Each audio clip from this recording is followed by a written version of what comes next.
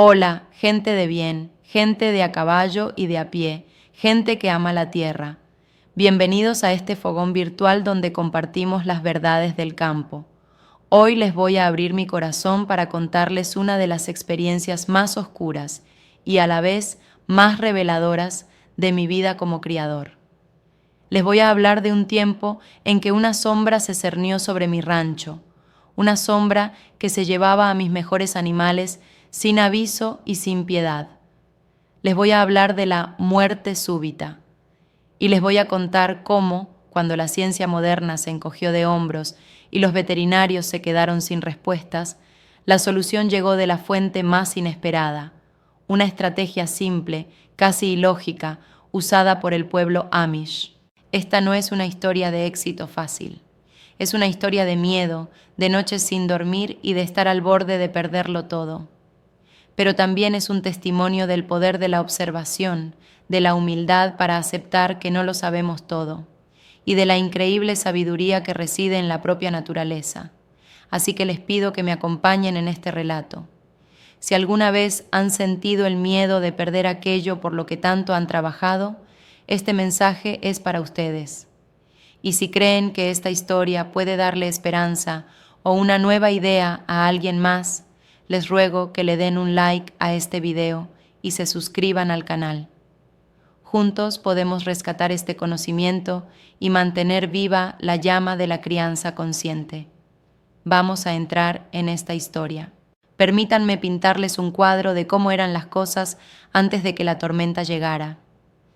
Mi ganado era mi orgullo, animales fuertes, de lomos anchos y pelo brillante, toros sementales que llenaban la vista y vacas de vientre que parían becerros sanos y pesados como rocas.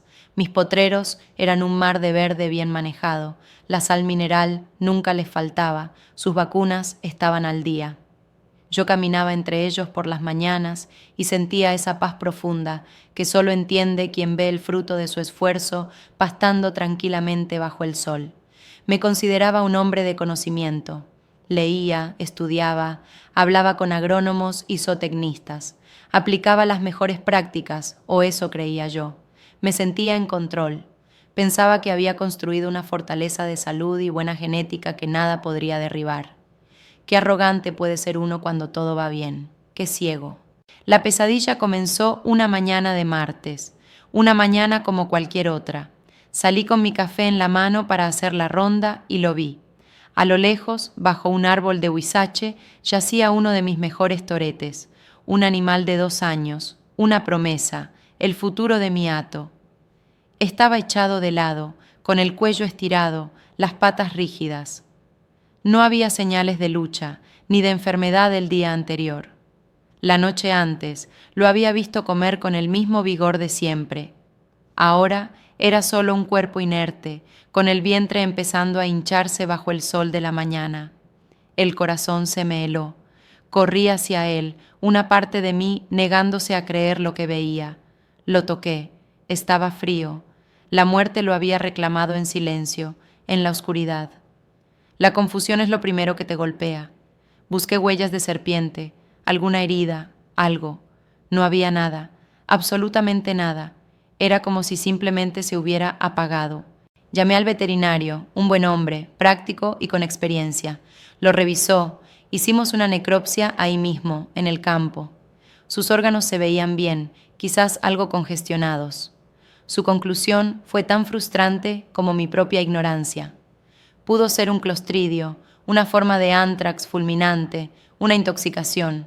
Con estas muertes súbitas es casi imposible saberlo con certeza. Me recomendó revacunar a todo el ganado y estar atento, y eso hice. Gasté una buena suma en vacunas, en desparasitantes, en todo lo que me recomendó. Recorrí cada centímetro de mis potreros buscando alguna planta tóxica que hubieran podido comer. No encontré nada fuera de lo normal. Me convencí a mí mismo de que había sido un rayo de mala suerte, un caso aislado. Pero 2 semanas después, la sombra volvió a caer. Esta vez fue una de mis mejores vacas. La encontré muerta junto al bebedero. La misma escena macabra, ninguna señal de lucha, ninguna enfermedad previa. Una vaca gorda, sana, en plena producción, madre de uno de los mejores becerros de la camada. El pánico empezó a trepar por mi garganta. Esto ya no era un caso aislado. Esto era un patrón. Un enemigo invisible estaba acechando a mis animales, y lo peor de todo, parecía elegir a los mejores, a los más fuertes, a los más gordos. El miedo es una cosa terrible. Te paraliza durante el día y te roba el sueño por la noche. Cada mañana me despertaba con una bola de angustia en el estómago, temiendo lo que podría encontrar en el campo. El paseo matutino, que antes era mi mayor placer, se convirtió en una tortura, una búsqueda de cadáveres. Y el enemigo no se detuvo. En los siguientes 2 meses perdí otros 4 animales. 4. Todos de la misma manera silenciosa y fulminante. Mi orgullo se hizo polvo. Mi conocimiento no servía para nada. La ciencia a la que yo tanto me aferraba no tenía respuestas claras. Mandé muestras de tejido a laboratorios, muestras de pasto, de agua. Los resultados llegaban ambiguos, llenos de posibilidades, pero de ninguna certeza. Podría ser acidosis ruminal aguda, quizás timpanismo espumoso. No se descarta una deficiencia de magnesio. Teorías.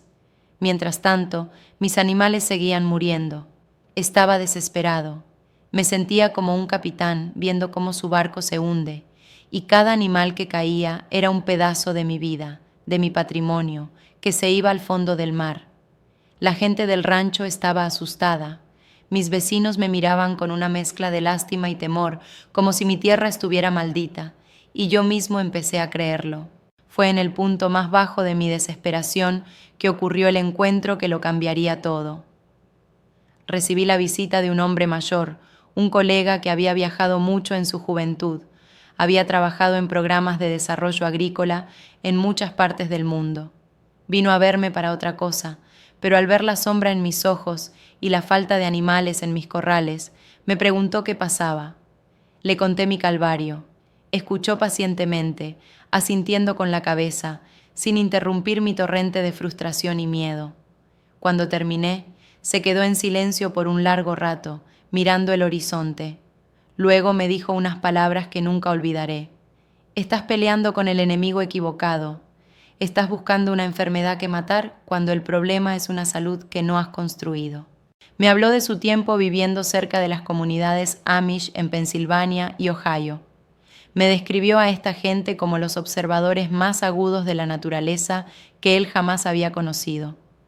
Gente que, sin tractores modernos ni laboratorios sofisticados, lograba una salud en sus rebaños que era la envidia de sus vecinos modernos. Ellos no esperan a que el animal se enferme, me dijo. Ellos parten de una idea radical. El animal es su propio doctor. Nuestra única tarea es poner a su alcance la farmacia completa de la naturaleza para que él mismo elija su medicina. Y entonces me contó la base de su estrategia.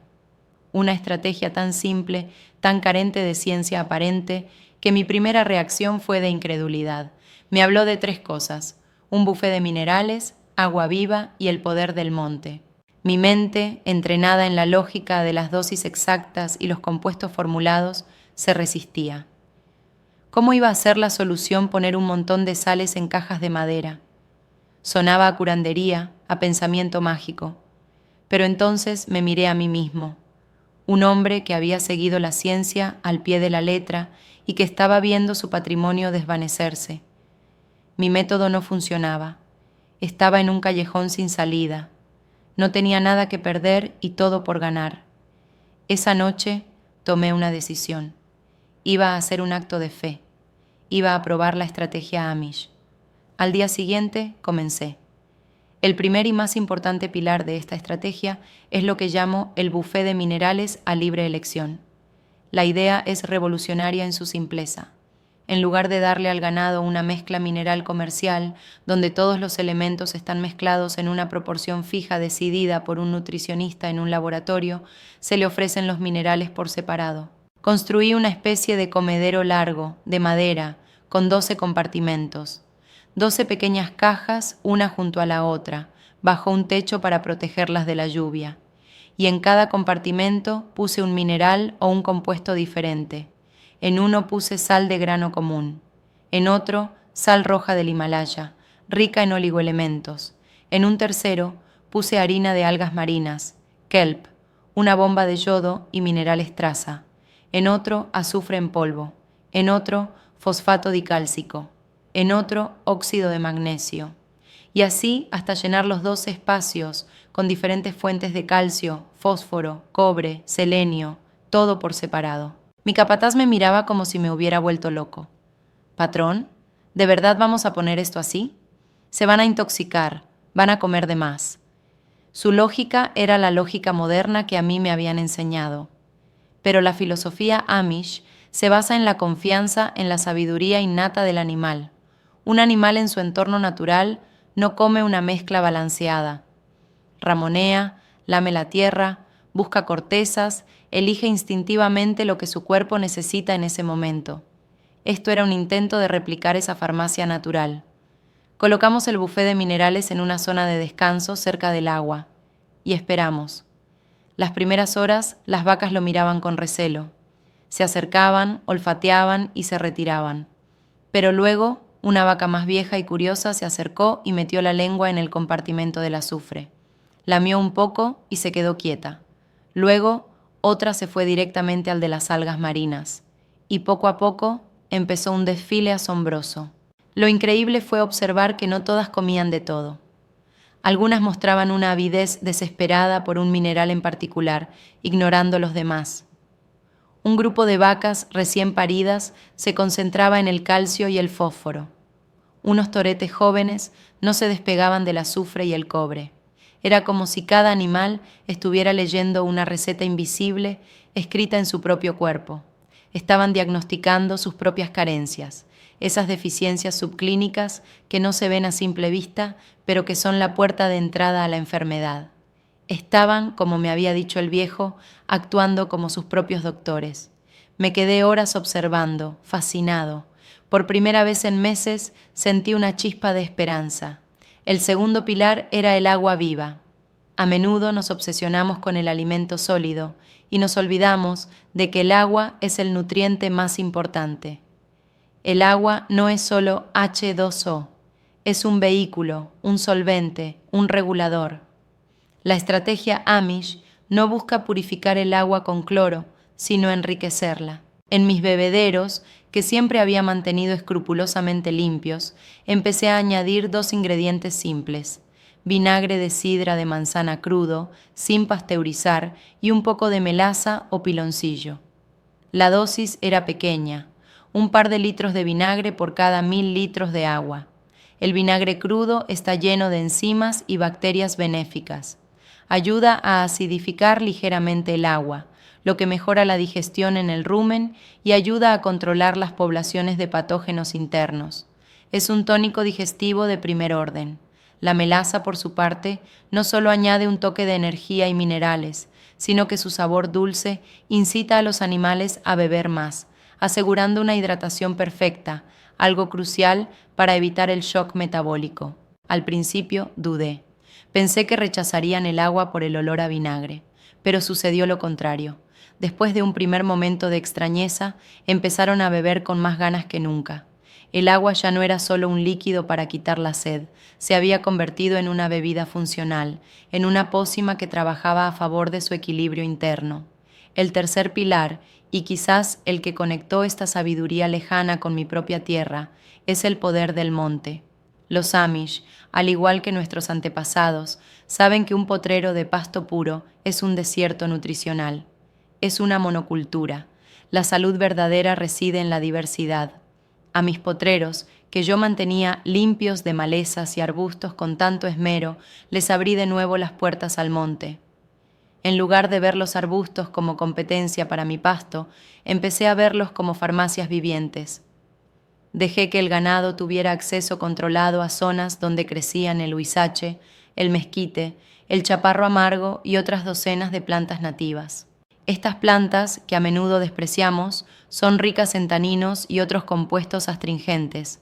Los taninos tienen la capacidad de ligarse a las proteínas en el rumen, previniendo la formación de la espuma que causa el timpanismo o el acúmulo de gases. Son antiinflamatorios y antiparasitarios naturales.